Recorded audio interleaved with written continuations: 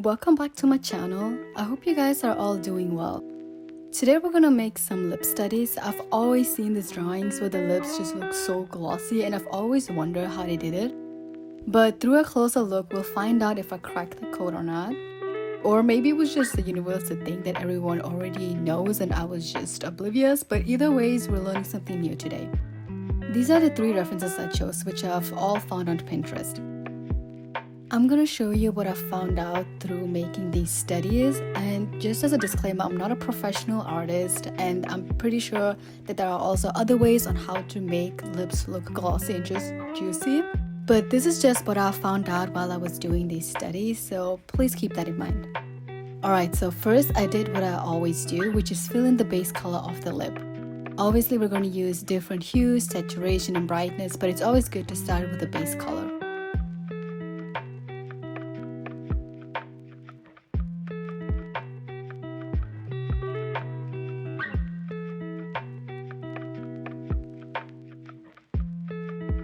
The next step is what made the lips look so glossy in my opinion, which is to use an airbrush. I used the medium airbrush from the default Procreate brushes that are already available. So you take that airbrush and lay it carefully onto the base color. The crucial part in this step is not to make any sharp lines that separate the different colors. And again, as I've mentioned before, I'm sure that you can get the effect of glossy lips if you do make sharp lines, but this is just what has worked for me. After putting down a few more colors and shadings, we can move on to the highlights.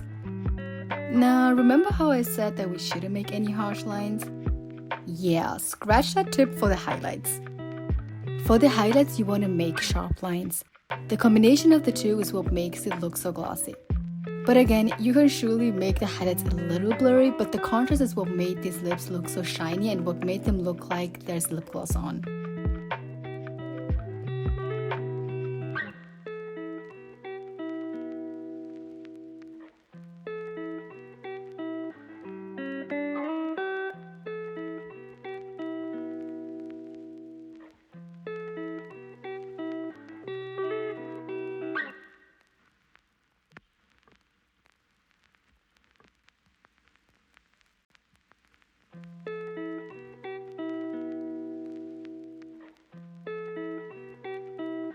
And we're done with the first study. I love how this one turned out. It looks like there's a combination of a dark brown lip liner and a lip gloss on top of it, which we love to see.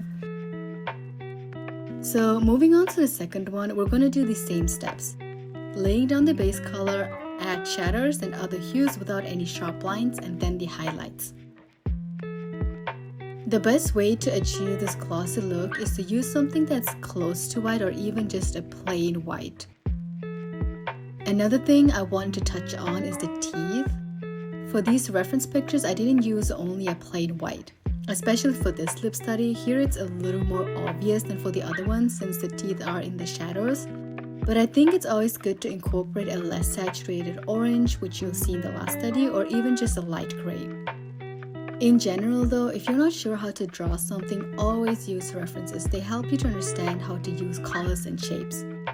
The more you draw with references, the more familiar you will get with a certain object, which enables you to draw more freely in the future.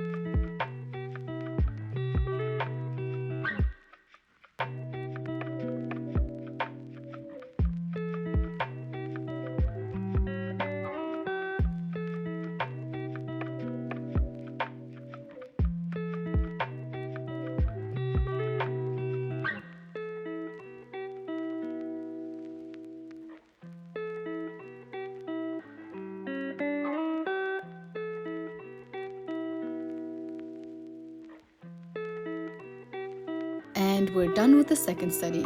I genuinely love how these lips are turning out. When I was doing these studies, I didn't expect them to look like this, but I'm not complaining. For the last study, I chose a little bit of a different reference picture just to challenge myself a little.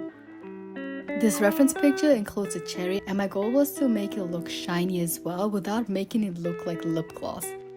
So the only difference I made with the cherry is that I did use colors that contrast each other more in terms of their brightness, added a few sharper lines which you'll see later on. But the highlights stayed the same, sharp white or almost white shapes. In this study you can see that the highlights aren't completely white, but they still gave us the same results.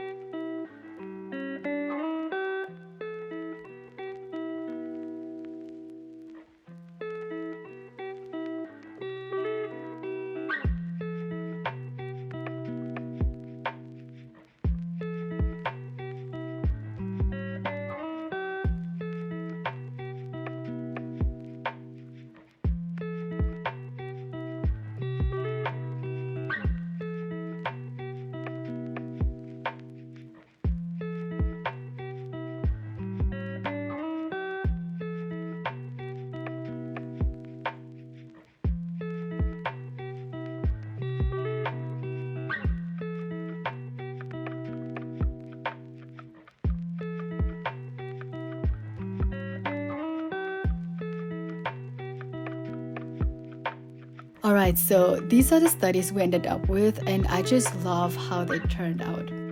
As a short summary, these are the steps you should follow if you want the result to look somewhat like these lip studies.